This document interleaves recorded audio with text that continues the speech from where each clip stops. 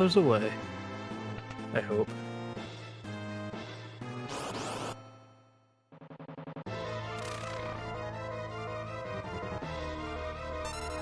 Okay, I think we're live now.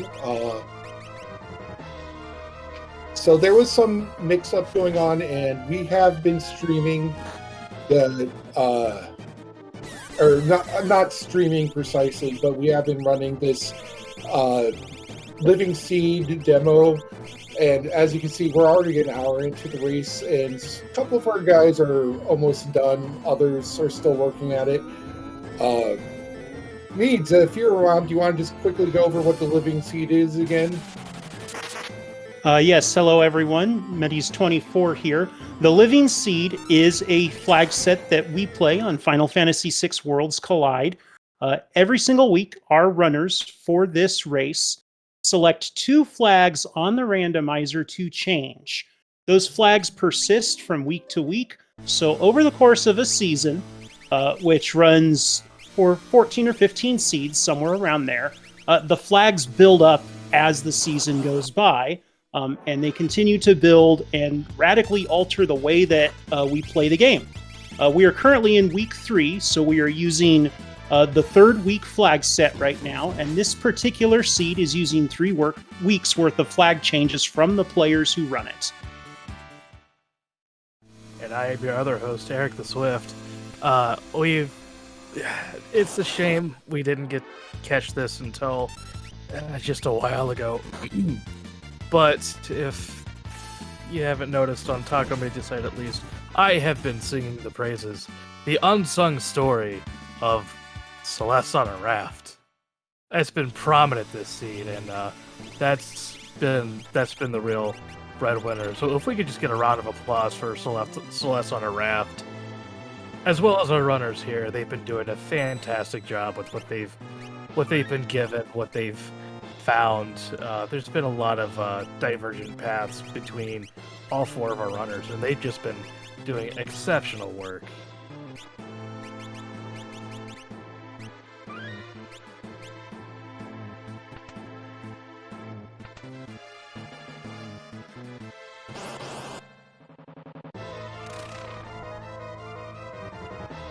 We are taking another stab at the Goddess fight for Drinks Glue. Goddess has been very uncooperative, to say the least.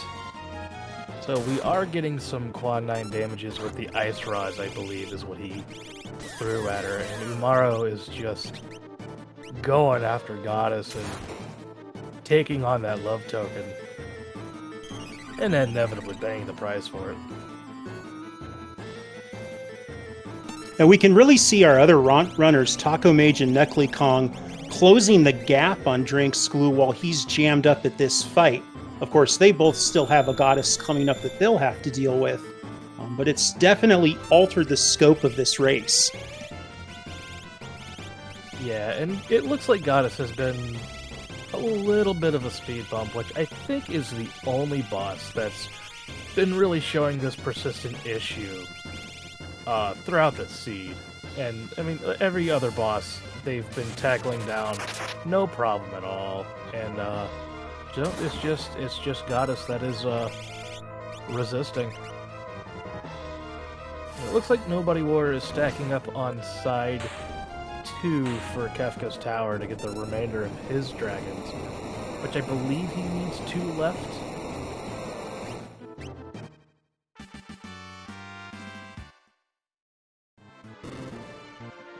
Drinks Glue finally taking down Goddess, and will be stepping on his switches in just a moment.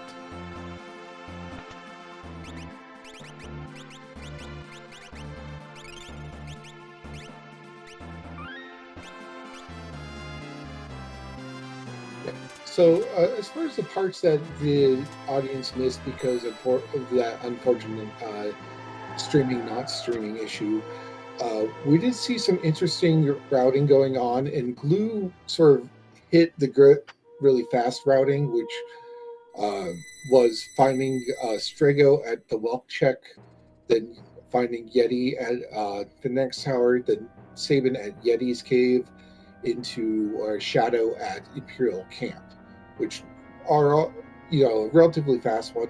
On the other hand, some of our other runners had to go find their characters in other places. Realm was at Mobles, Locke was behind Burning House, both of which can take a bit more time or be slightly more tedious checks depending on the situation. But in any case, we do see, unfortunately, Taco Mage did take a wipe on that poltergeist, and we got some Knuckly Kong. I'm not sure. I think this is just a. Is this just a random fight? Yeah, because I don't think he has Moogle Charm equipped. Either he forgot to put it on, or he took it off to get just a few more grind fights before taking on his last dragon. And we do see Glue here at now starting the final Kefka fight. This is the first tier. You break the long arm, you set fire to the head, and then you hit the short arm. Or as I like to call it, long arm, open hand, short arm, closed fist. It's how I've gotten used to it as a kid. It's how I'll always remember it.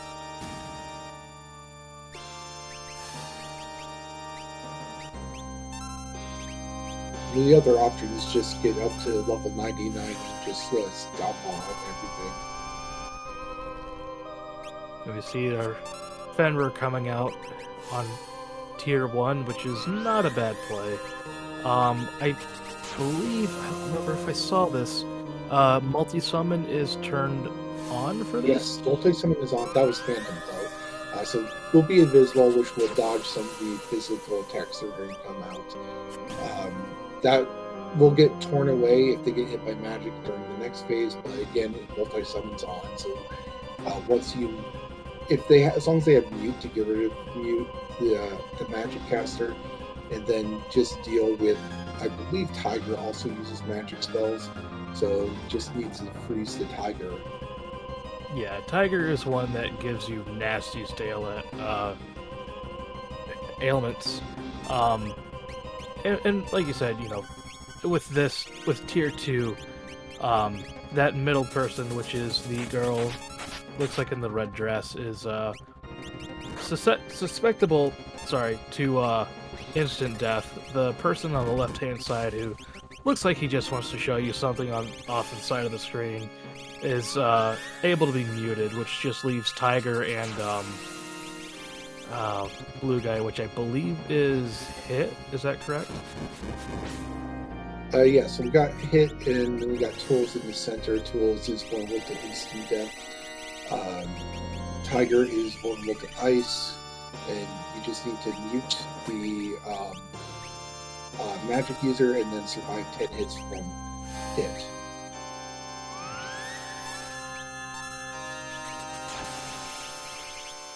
It looks like another reset on Taco's side. Yeah, that poltergeist is just not cooperating. Meanwhile, Nobody War finishing off his Doom fight, so he has 1 statue down, 2 to go. So this looks like this will be Knuckly Kong's last dragon fight.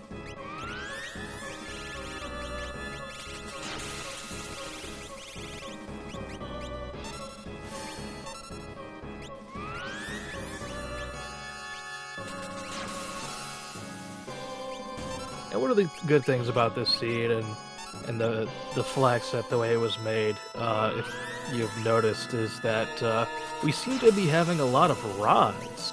Well, the thing with that is that all items in the shops are virtually free. They're just giving everything away. But at the same time, you can't sell any of it for money, and every chest, I believe, is a monster in a box. I want to say before you get the item, or just straight a general monster in a box? It's not exactly the same, because monster in a box refers to some very specific fights. These are just basically random encounters inside chests, is the best way to put it. One interesting thing about the Living Seed is that the flags change from week to week, so players can replace old flags if they didn't like them. We had these free shops introduced in week 1. So far, no one has changed that. So it's seeming like all the players are enjoying those free shops. I mean, it'd be pretty hard to turn down a free shop. I think it's also that a lot of the players are just interested in seeing what they can add rather than necessarily what they can subtract. And usually they're bothered because I think did see there was some concern over how the scaling was. So some of the flag sets for this week were meant to counter previous some of the scaling changes made in week 2.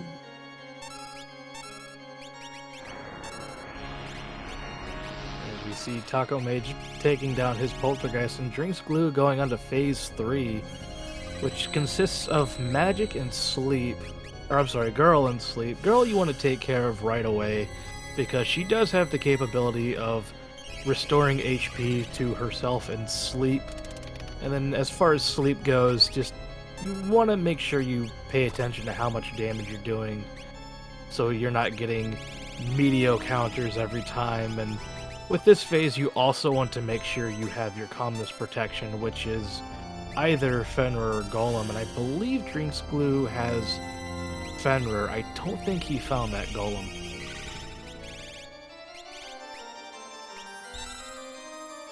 Looks like we have a reset on Nobody War's side. No, and it looks like I was wrong about Taco Mage and Poltergeist. I thought it looked like to me he got through it when I looked. My apologies. These statue bosses have been giving all of our runners a lot of difficulty, so we've seen the race tightening up as the players try to find ways to get past these enemies. And it seems like it's only been the statue bosses too. I mean, every other boss that they've encountered, they've pretty much gone through with these. It's just these statues have just been proven an exponential speed bump for our runners here, which it feels bad, especially knowing you're struggling on a statue, and then you get to the back of your minds is, are they catching up to me, or have they already surpassed the statue I'm stuck on? And that is not a fun feeling to be having. Another reset on Nobody War's side. I think he realized the party sent against Goddess was going to do more healing to her than damage. And it is always good to take that reset, and it looks like he's warping out, more than likely to readjust his party. As we see Drinks Glue going on to the final phase of the Kefka fight. So all he has left to do is just go for an all-out offense and hope he sets off the Goner phase to continue doing non-stop offense. Yeah, and one of the advantages of the free shops is that if you found a place that sells elemental shields, you can just do nothing but crack elemental shields and get through this fight. And those elemental shields do come in handy, because I believe at the start of the seed it was Drinks Glue that picked up about 51 of them, so for rods and shields I think he's more than set. He has plenty of pearl rods to keep him through this fight. Okay, Knuckle Kong is going to take on Poltergeist. And he's brought his entire party, so this is... once he's done, he'll probably warp out and then skip to and split his party. I can see this being a viable option, especially, I mean, he wouldn't know this, but with the other runners having some difficulty with, Goddess and Poltergeist respectively. So taking your full party to the Poltergeist fight to make sure you have an easier time is understandable. However, the other issue is you are going to have to back out and redo the tower again, but I do believe he has skip, so I don't think he'd have to worry about that too much. Yeah, Needs, do you know what his check count was for Knuckly? Knuckly Kong has 22 checks right now. Okay, so he does have skip. And Drinks Glue finishes off Final Kefka at 119.15. Get your Jeezys in chat for Drinks Glue. Well done. Well done.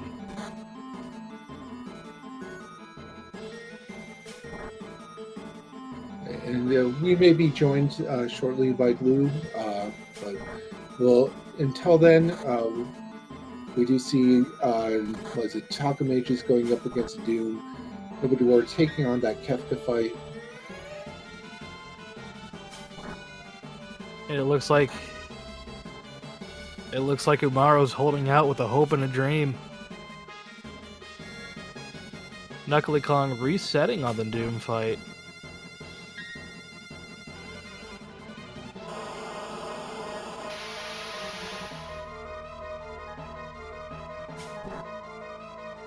And I brought him here against as well. GG's, Glue. GG's, my friend. So do you want the bad news? I'm starting to figure it out after I'm looking through. So the bad news was that there was an OBS problem with SpeedGaming, and so we missed like the first hour of the restream. Yeah, but the good news is that you won. Well, that's unfortunate, but I'll take any win you can get these days. So how did you feel about that particular flag set? When I was going through the flags, it became pretty apparent that it was find rods and go on about your business because all the good spells were gone. The tiered equipment pool meant that people weren't going to be able to wear the good stuff you find. So in vanilla shops, that means in 10% random shop, that means all 4 elemental rods probably exist somewhere. You just got to find them, and they're spread out throughout the world, so if you search enough, eventually you'll find them that will get you going, and rods will go much faster than Bolt 2, Fire 2, or the Pitiful Wars we started with, and then Dance, so rods was obviously the goal.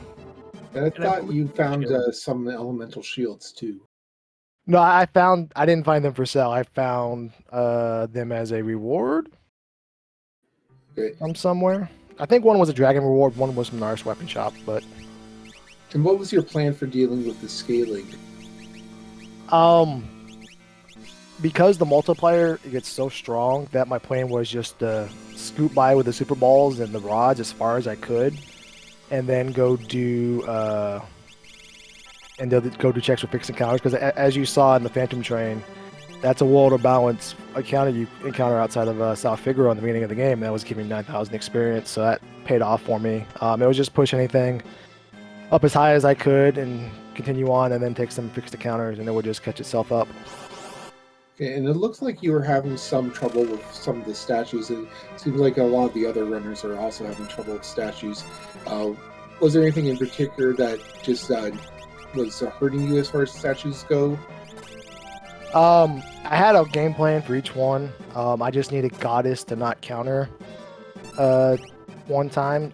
And then, but I just kept messing up my shield and getting the other ice shield off of the other character, and then bungling it so I'd go into the encounter, and then I get some good RNG in one of them, and then some bad RNG in the other one. And when I got good RNG, I wasn't ready for it because it was going to be one fire rod and 2 ice shields wasn't going to be through it. I just had to heal up enough, and then hope I don't get countered one time, and then get 2 turns in a row some way somehow. And if you were actually in the Living Seed, and for week 4, what flags would you want to change? I think I would have made something for the Coliseum. I don't know what, if it'll be a stat boost or the sprint shoes, but something for the Coliseum, because I really like the Coliseum with free shops. Nobody saw me because we weren't live, but at the beginning of the seed, I bought 11 of everything I saw for the first 4 or 5 shops when I was shopping, and that's just to load up on the Coliseum for later on to see if you come across something good. So I actually probably would have added something to the Coliseum and made all the Coliseum rewards visible. Yeah, and I think there was Ragnarok swords and offerings at the Coliseum, possibly. Coliseum always has the goods. And was there anything else about this seed, or about the flag set, that you enjoyed or didn't enjoy? I just enjoyed that it's different. That's what I like about the Living Seed, is that from week to week it kind of stays the same, but there's some intricate changes, and then if you come back 2 weeks later or 3 weeks later, it's entirely something different, and sometimes in a good way, sometimes in a bad way, but it's always a little different, and that's what I like about it. Is there any other advice you'd want to give anyone running this flag set? So if you were to run this exact flag set, not to toot my own horn, but I think that's the exact move. Is one, just keep going till you find rods. I found pearl rods and fire rods in the 6 shops at the beginning, and then happy chance I ran into the Super Bowl because I was going to go do either Elite River or Opera House just to get off level 3, and then work my way through some bosses, and then out of those two, you just pick Opera or Elite River because you get a chance at the item shop. And I still needed sleeping bags, and then luckily Super Balls were there instead of sleeping bags, so I'll take that every time. But you just find some way to get to consumables, and then you just push the scaling up, and then do your fixed encounters later. You don't want to do your fixed. You don't want to just keep stopping and doing fixed encounters over and over again. You kind of want to do them as much as you can, or do them while you're working your way through a check, such as Elite River or Phantom Train or Opera House or Imperial Camp or whatnot. So that way you're not just walking around the field, not progressing towards anything. Yeah, with the level scaling, which is based on party highest times 1.5, you do hit max scaling at level 26 for your party members. So were you trying to get to 26 and then beyond, or were you just going to were you trying to stay under that? With the amount of dragons you have to do, and then their HP is characters, espers, and dragons. So the amount of dragons and everything you have to get, their HP's gonna get there anyways. So you can't really you can try to teleport for a while for the mid game, but you're gonna be fighting max level statues. So some way somehow you just gotta figure out a way to deal with it. And luckily, I found elemental diversity in the rods because fire rods aren't gonna work on poltergeist, but the pearl rods did.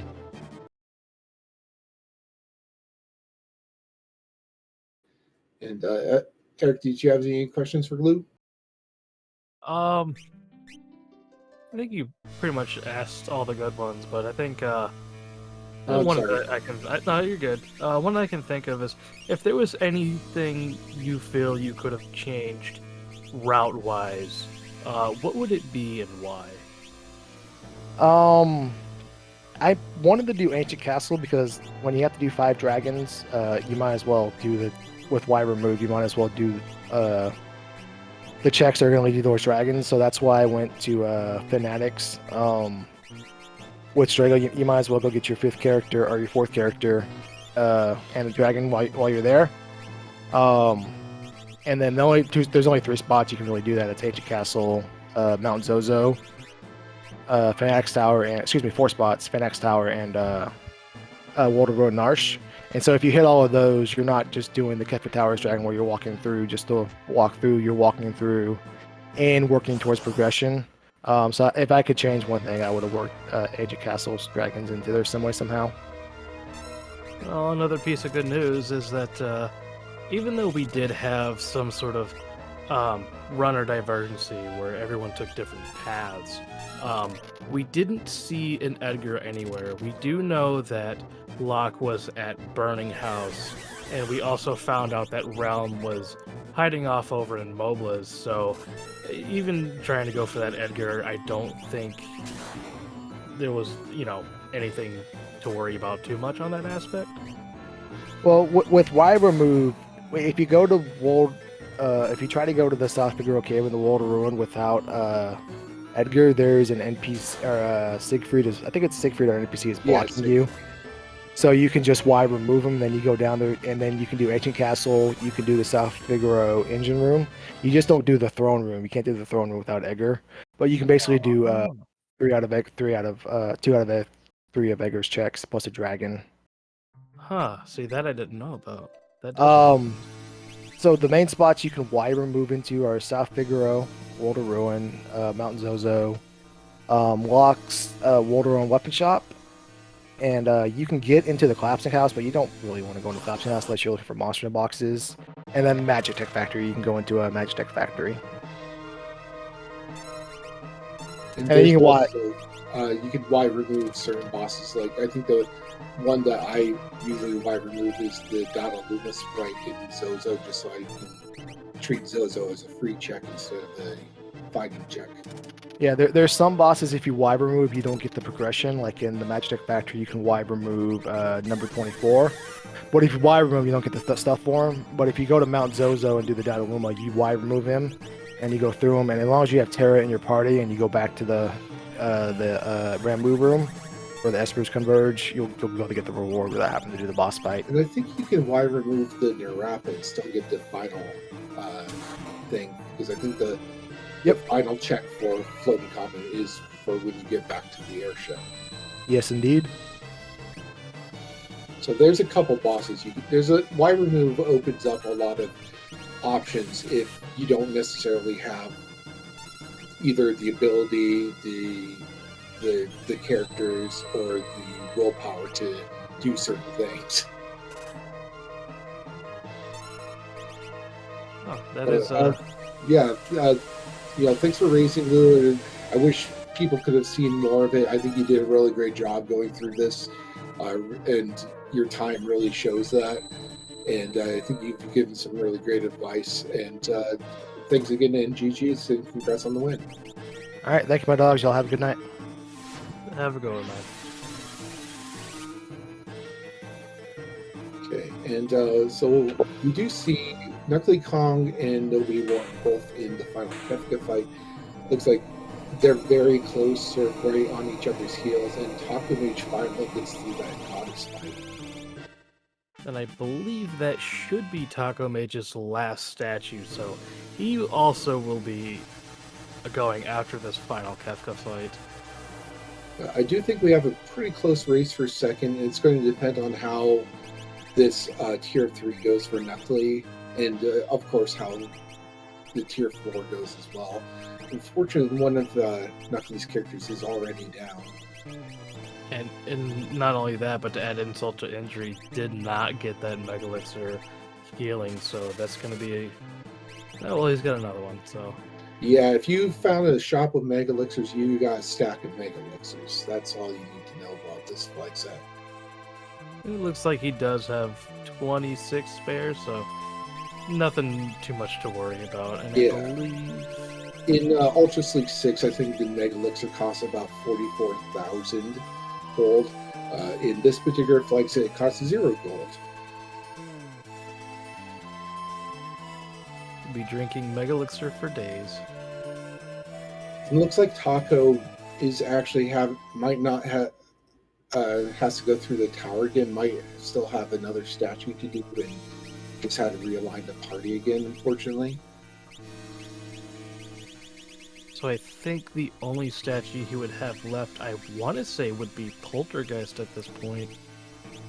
Yeah, we definitely saw Goddess go down, and I think we saw him fight Doom already. We do see Knuckly Kong going on to Tier 4 just as Nobody War is heading up to Tier 3. So the opportunities for Nobody War to catch up to Knuckly are diminishing, but a bad wipe on Tier 4 could give Nobody War a chance to get second. All it takes is one bad slip from Kefka for Nobody War to take the advantage and get to final Kefka. But if Knuckly has like elemental rods and shields, he could also just start throwing those out. And yeah, there's shield. Yeah, it's shield spam time. I really like how Knuckly Kong's played this particular race. He was struggling in the beginning. He had 2 characters for the longest time, and he's come from behind to take second place, it appears. Yeah, if he gets through this, and there's a good chance he's weight tricking on the item menu, which is exactly what you want to do, and already done. GG. Yeah, that is Kefka down for Knuckly Kong as well. Yeah, that's Get power your GGs. Yeah, those shields, man, they are high tier. Yeah, Kefka doesn't have any elemental strengths, so any of the 3 elemental shields you can just crack, do high value damage. And it really is one of the few sources of a high tier damage spell in this, because again, we've disabled the making the tier 3 spells in Ultima and Merton learnable. Yeah, it looks like Nobody Warrior is going on to his final phase as well without Realm, so we're going to see who's going to be replacing Realm. And Knuckly has joined us before I could bring him in here against as well. GG's, congrats on second, Knuckly. Thank you. This was a very interesting seed.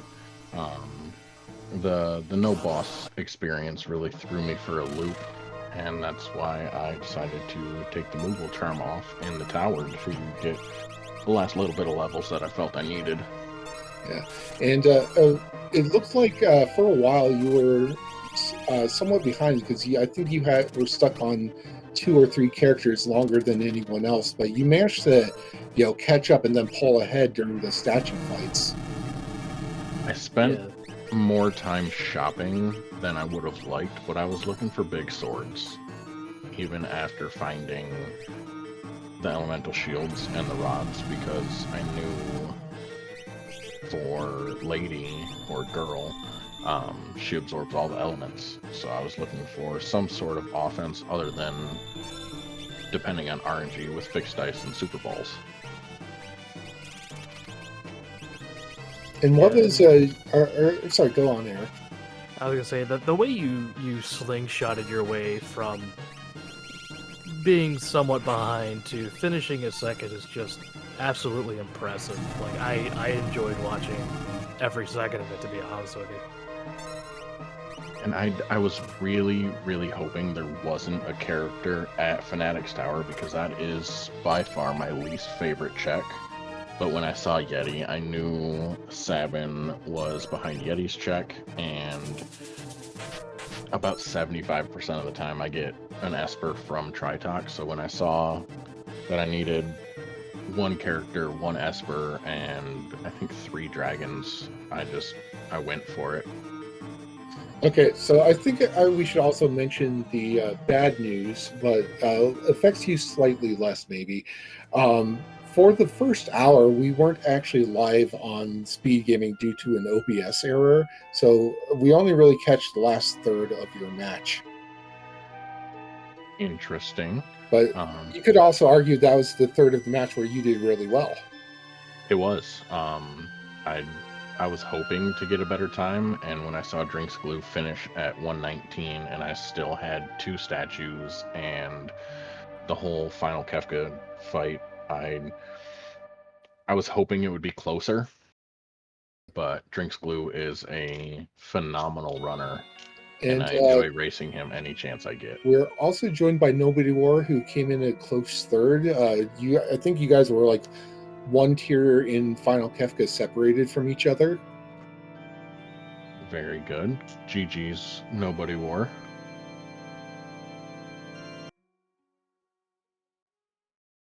I might be having some mic issues, but in the meantime, what was your strategy like when you saw the flag set? Like, what was your plan?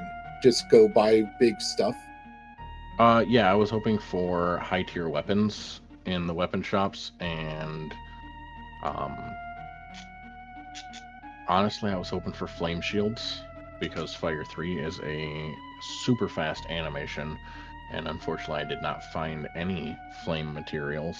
I didn't really look at the flag set too much. I saw the feed where it was, or the blame chart, and I saw free shops and monster in a box for every chest, so I knew right then I was doing shopping instead of looting, and I was just hoping for endgame weapons and armor, and I just found a lot of good breakables.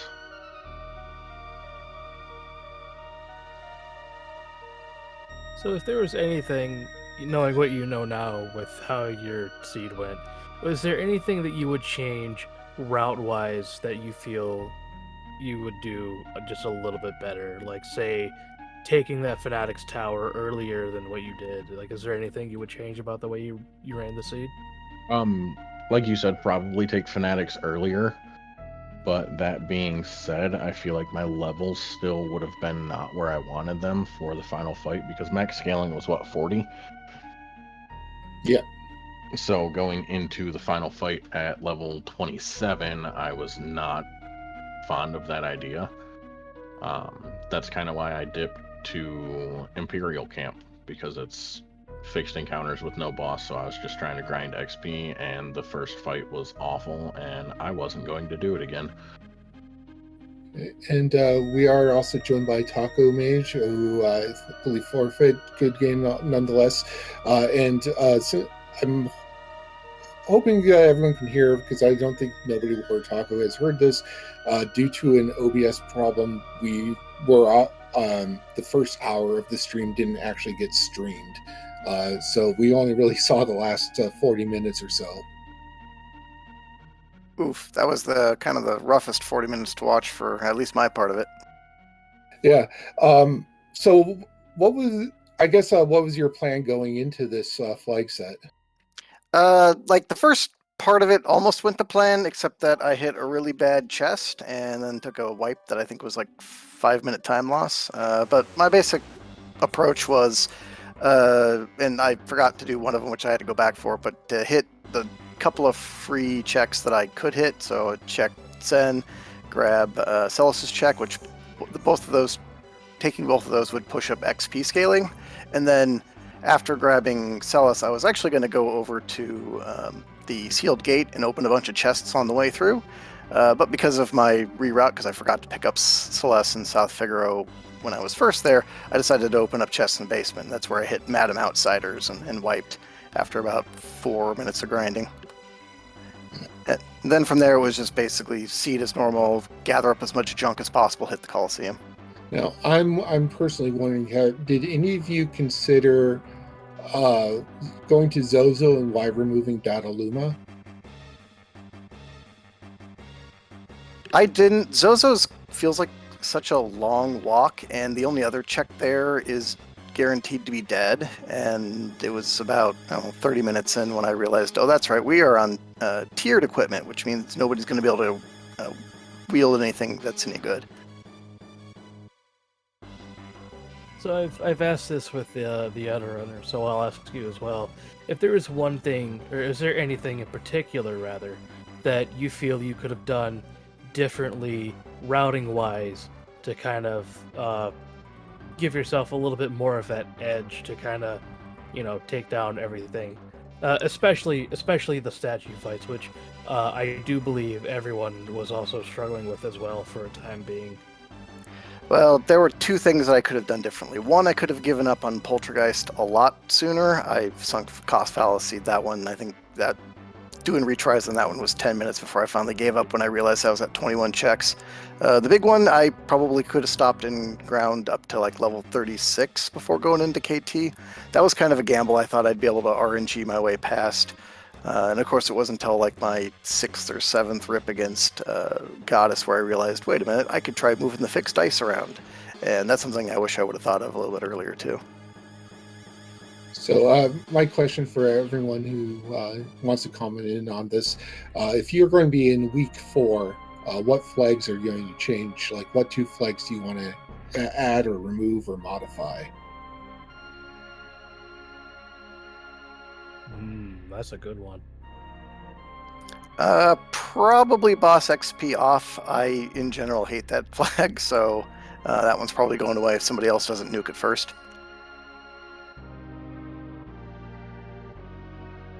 I am also not a fan of that flag. But going back to what you said about the Y remove at Zozo for Dataluma, I completely forgot that I could do that.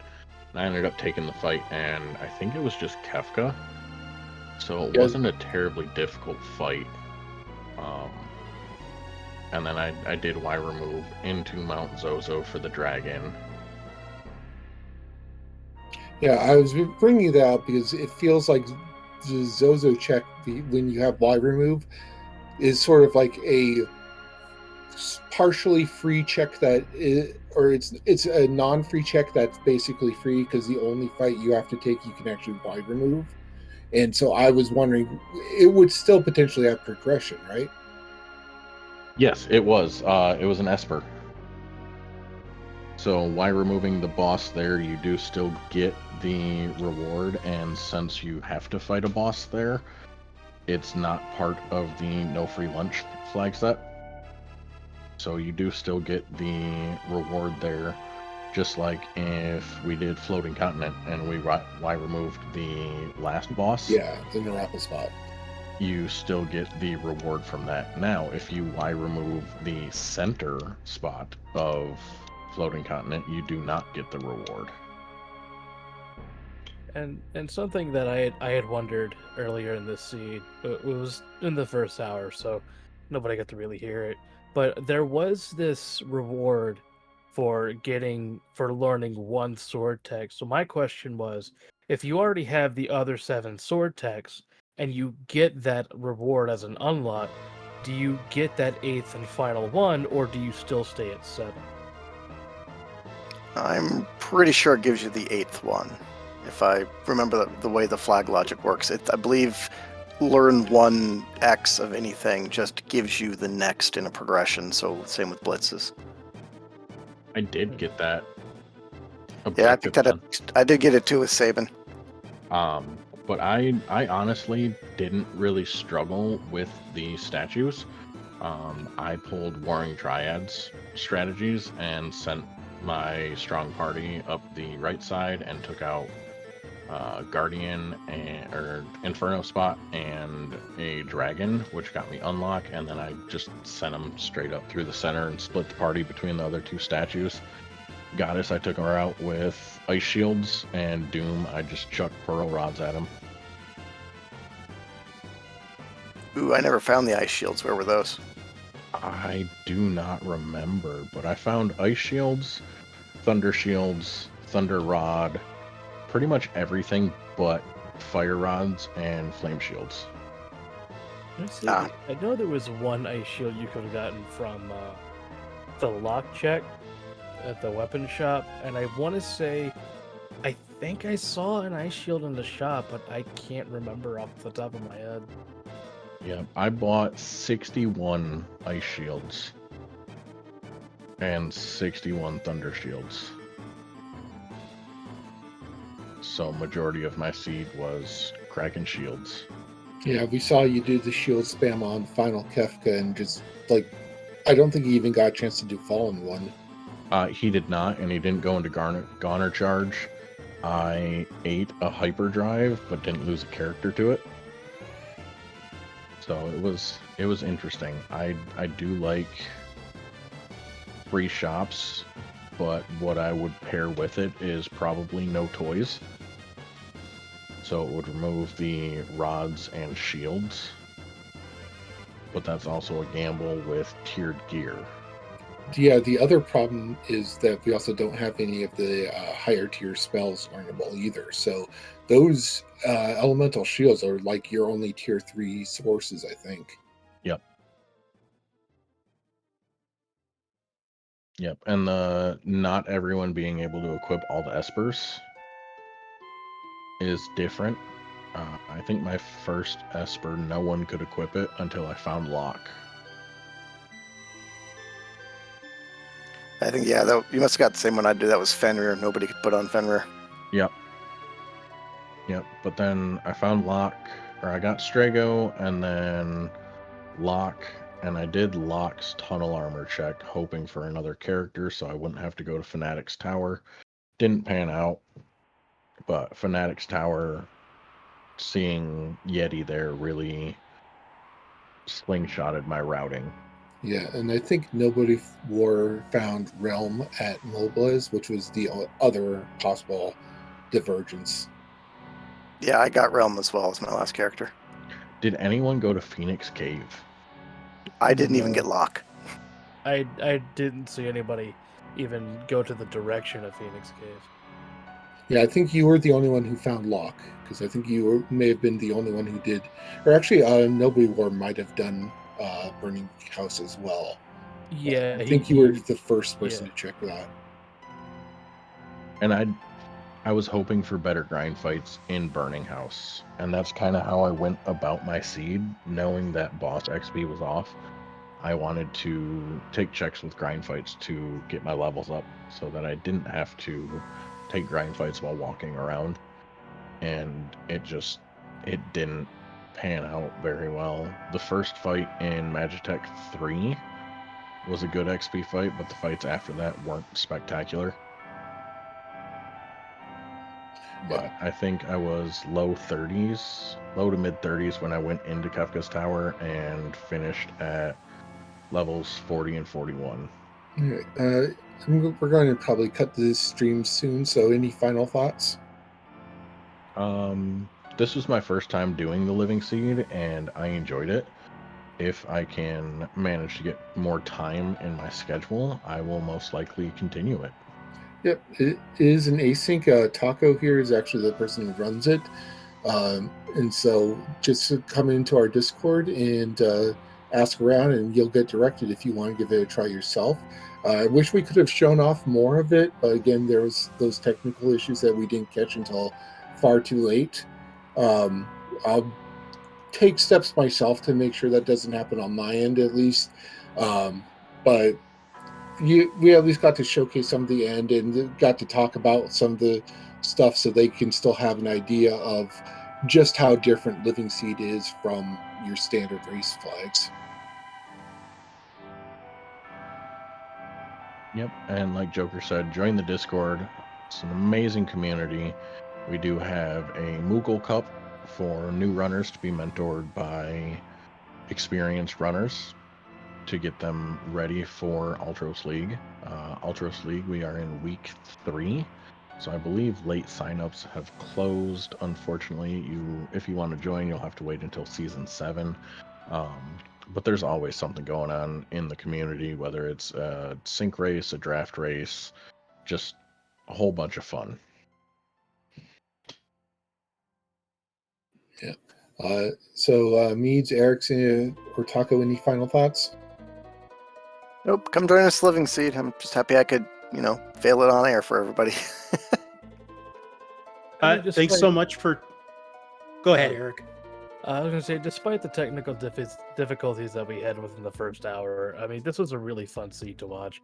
And someone who's more so new to the community myself, seeing a lot of the strats and everything, just, I'm learning more about how to do randomizer seeds, so I'm not doing the whole, oops, all characters, and, everyone's level 50. So learning a lot, I think, watching the races. And again, participating in the Moogle Cup, which I am doing myself, is a good way to learn how to do these in a much faster competition, to say the least. Yeah, I was just gonna say, worlds collide. Whether you're racing it, whether you're participating in the community, whether you're volunteering to help us with these restreams, I think for Eric and I, this is our first night doing our respective roles on the stream tonight.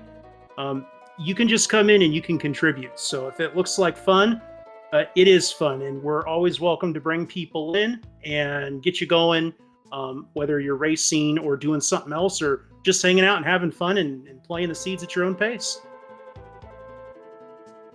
Okay, and with that, we are going to go ahead and say goodbye. Again, sorry for the technical difficulties. I wish we could have shown off more, but hopefully you got to see some, especially the close race for second between Knuckly and Nobody War.